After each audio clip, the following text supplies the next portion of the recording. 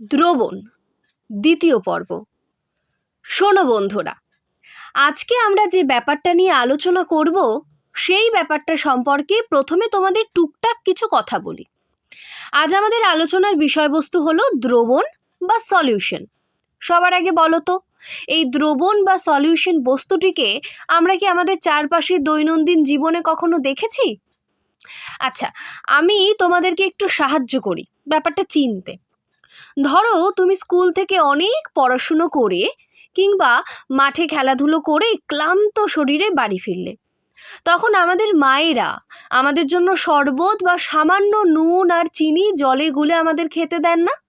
কি করেন ওনারা?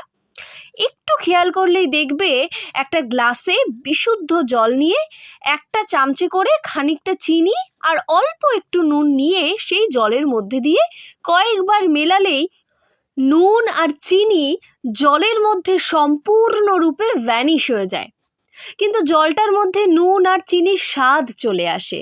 কি আসে না? সেটাকেই আমরা সাধারণভাবে বলি শরবত। আর সেটাই হলো নুন আর চিনির একটি প্রকৃত দ্রবণ, যেখানে নুন আর চিনি এই দুটো বস্তু জলের মধ্যে দ্রবীভূত হয়ে যায়। ফলে এদের আর আলাদা করে খুঁজে পাওয়া না গেলেও এদের গুণগুলো কিন্তু ওই দ্রবণের মধ্যে চলে আসে। বুঝতে পেরেছো তো বন্ধুরা? আচ্ছা, এখানে আর একটা কথা বলে রাখা ভালো, কোনো দ্রবণের মধ্যে যার মধ্যে কোনো কিছু দ্রবীভূত হয় তাকে বলে দ্রাবক, আর যে পদার্থগুলো দ্রবীভূত হয় তাকে বলে বা তাদেরকে বলে দ্রাবক। অর্থাৎ নুন চিনির সেই শরবতে দ্রাবক হলো জল, যার মধ্যে দ্রাবক অর্থাৎ কিনা চিনি আর নুনগুলো দ্রবীভূত হয়েছে। এবার আসা যাক প্রকৃত দ্রবণ কাকে বলে।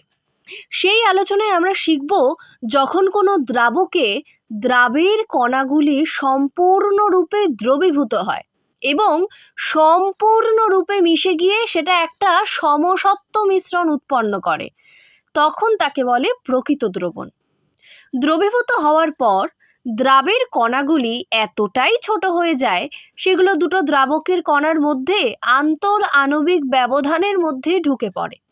দ্রবণের মধ্যে দ্রাবের কণাগুলোর ব্যাস তখন 10⁻⁻8 সেন্টিমিটার বা তার কম হয়। আর সব থেকে সহজে বোঝার পদ্ধতি হলো, আমরা খালি চোখে তাকিয়ে দেখলে সম্পূর্ণ দ্রবণ তৈরি হওয়ার পর দ্রাবের অণুগুলিকে আলাদা করে খুঁজেই পাই না। তার পরিবর্তে সেটা সেই দ্রাবকের কোনো না কোনো ভৌত অবস্থার পরিবর্তন করে দেয়। হতে পারে সেটা স্বাদ কিংবা কোনো রং বা কোনো গন্ধ বা অন্য কিছু। কিন্তু প্রকৃত দ্রবণ তৈরি হওয়ার পর সম্পূর্ণ দ্রবণটা একই রকমের স্বাদের বা একই রকমের রঙের হবে। ওই শরবতের কোনো জায়গা থেকে যদি 1 চামচ নিয়ে খাওয়া হয়, তাহলে সেগুলো বেশি বা কম মিষ্টি বা নোনতা লাগবে না, সবটাই একই রকম মিষ্টি হবে বা নোনতা হবে। একেই বলে সমসত্ব মিশ্রণ। রঙের ক্ষেত্রেও তাই। যদি ভালো করে মিশিয়ে দেওয়া যায়, তাহলে সমসত্ব মিশ্রণ তৈরি হওয়ার পর সম্পূর্ণ দ্রবণটারই রং হবে একই রকম। কোথাও বেশি গাঢ় রং বা কোথাও হালকা রং দেখাবে না। আশা করি এবার তোমাদের ব্যাপারটা বোঝাতে পেরেছি। এবার এসো তাহলে প্রকৃত দ্রবণের যে সমস্ত গুণগুলো আমরা এতক্ষণ ধরে বললাম সেগুলো নিয়ে আরেকবার আলোচনা করে নিই। প্রথমত, প্রকৃত দ্রবণের দ্রাবের ক্ষুদ্র কণাগুলো দ্রাবকের অণুর ফাঁকে ফাঁকে মিশে একটা সম্পূর্ণ সমসত্ব মিশ্রণ তৈরি করবে। দ্বিতীয়ত, এই ধরনের কণাগুলোকে খালি চোখে এমনকি আলট্রা মাইক্রোস্কোপেও দেখা সম্ভব হবে না। আর তৃতীয়ত, এই ধরনের দ্রবণকে যদি অনেক দিন একই জায়গায় রেখেও দেওয়া হয়, তাহলেও দ্রাবের কণাগুলো পাত্রের তলায় থিতিয়ে পড়বে না। তার মানে ধরো, যদি 1 গ্লাস জলে 1 চামচ নুন আর একটা গ্লাসে 1 চামচ বালি আমরা যোগ করে চামচ দিয়ে মেশাই, তবে নুন যুক্ত করা গ্লাসে তৈরি হবে সমসত্ব স্বচ্ছ মিশ্রণ। অর্থাৎ দ্রবণ আর বালি যোগ করা গ্লাসে দ্রবণ তৈরি হবে না।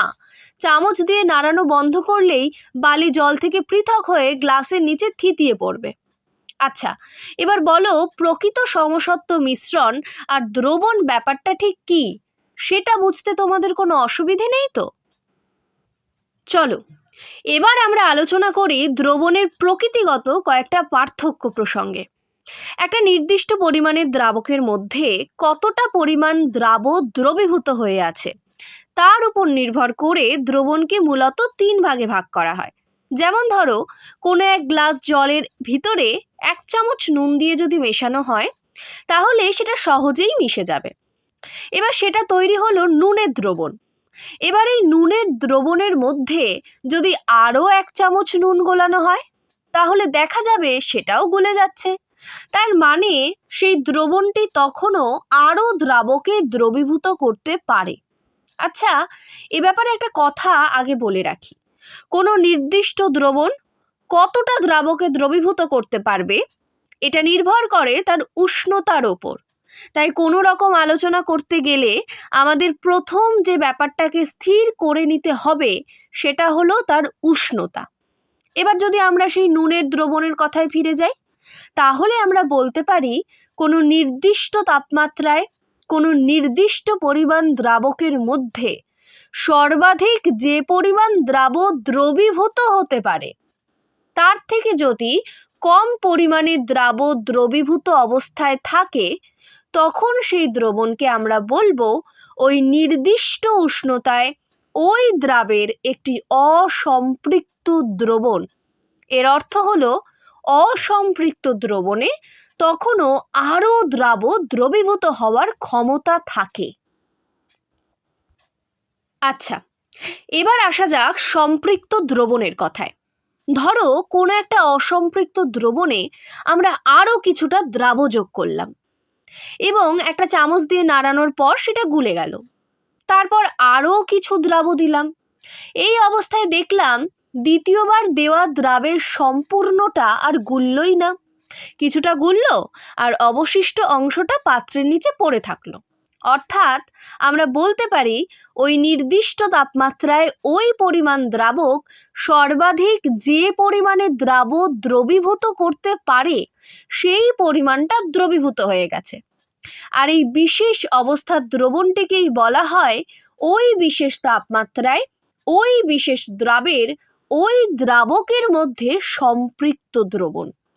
আচ্ছা, তাহলে এবার যদি একটা সাধারণ উদাহরণ দিয়ে ব্যাপারটাকে বোঝানো হয় তাহলে ব্যাপারটা ঠিক এই রকম দাঁড়াবে। ধরো কোনো একটা বিশেষ দ্রাবের 10 গ্রাম পরিমাণ পদার্থ কোনো তাপমাত্রায় কোনো নির্দিষ্ট পরিমাণ দ্রাবকের মধ্যে সর্বাধিক দ্রবীভূত হতে পারে। তাহলে যখন ঠিক এই 10 গ্রাম পরিমাণ ওই পরিমাণ দ্রাবকের মধ্যে দ্রবীভূত হবে তখন তাকে বলা হবে একটি সম্পৃক্ত দ্রবণ। আর যখন 10 গ্রামের থেকে কম, মানে যেমন ধরো 5 গ্রাম বা 7 গ্রাম ওই পরিমাণ দ্রাবকের মধ্যে দ্রবীভূত হবে তখন তাকে বলা হবে অসম্পৃক্ত দ্রবণ। কারণ সেই অবস্থায় 10 গ্রাম পর্যন্ত বাকি তখনও দ্রবীভূত হতে পারে। তাহলে আশা করি অসম্পৃক্ত দ্রবণ আর সম্পৃক্ত দ্রবণের মধ্যে পার্থক্যটা তোমরা বুঝতে পেরেছো। এবার ভাবো তো, যদি এমন কোনো পরিস্থিতি তৈরি করা যায় যেখানে দ্রাবের 10 গ্রামের থেকে বেশি পরিমাণ ওই দ্রবণের মধ্যে দ্রবীভূত করা যেতে পারে তখন কি হবে? হ্যাঁ, অবশ্যই তার জন্য একটা বিশেষ ব্যবস্থার প্রয়োজন হবে। শোনো বন্ধুরা, তখন সেই বিশেষ অবস্থার দ্রবণকেই আমরা বলবো অতিপৃক্ত দ্রবণ। আর হ্যাঁ, সাথে সেই নির্দিষ্ট তাপমাত্রার কথাটা বলতে ভুলবে না কিন্তু। তাহলে অতিপৃক্ত দ্রবণের সংজ্ঞাটা কীরকম দাঁড়াবে? কোনো নির্দিষ্ট উষ্ণতায় কোনো নির্দিষ্ট পরিমাণ দ্রাবকে যে পরিমাণ দ্রবীভূত হয়ে সম্পৃক্ত দ্রবণ তৈরি করে কোনো বিশেষ অবস্থায় সেই একই পরিমাণ দ্রাবকে তার থেকে বেশি পরিমাণে দ্রবীভূত হয়ে যে বিশেষ প্রকারের দ্রবণ তৈরি হয় তাকেই বলে অতিপৃক্ত দ্রবণ। এবার এসো আমরা কিভাবে এই অতিপৃক্ত দ্রবণ তৈরি করা যায় সেই কথা তোমাদের বলি। আচ্ছা, তোমাদের আরেকটা কথা আগে বলি।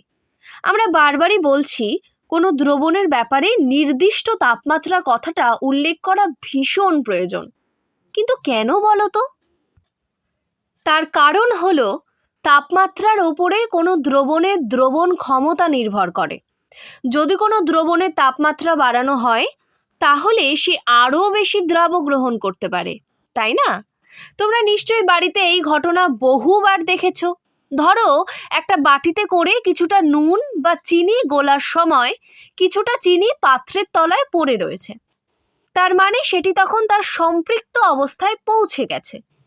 এবার যদি সেই দ্রবণটিকে একটু গরম করা হয় তাহলে সেই অতিরিক্ত পাত্রের তলায় পড়ে থাকা চিনি আবার গলে যায়।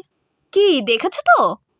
তার মানে কোনো দ্রবণের তাপমাত্রা যদি বাড়ে তাহলে তার দ্রবণীয়তা বা দ্রাব্যতা বেড়ে যায়। তাহলে এতক্ষণ অবধি আলোচনা থেকে আমরা যেটা বুঝলাম সেটা হলো কোনো দ্রবণের ক্ষেত্রে দ্রাবের পরিমাণ, দ্রাবকের পরিমাণ এবং সেই দ্রবণের উষ্ণতা বা তাপমাত্রা অত্যন্ত গুরুত্বপূর্ণ ভূমিকা পালন করে।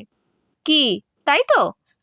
আমরা পরবর্তী পর্যায়ে যখন দ্রাব্যতা ব্যাপারে বিস্তারিত পড়ব তখন দ্রবণের উষ্ণতার সাথে দ্রাব্যতার সম্পর্ক আরও বিস্তারিত জানব।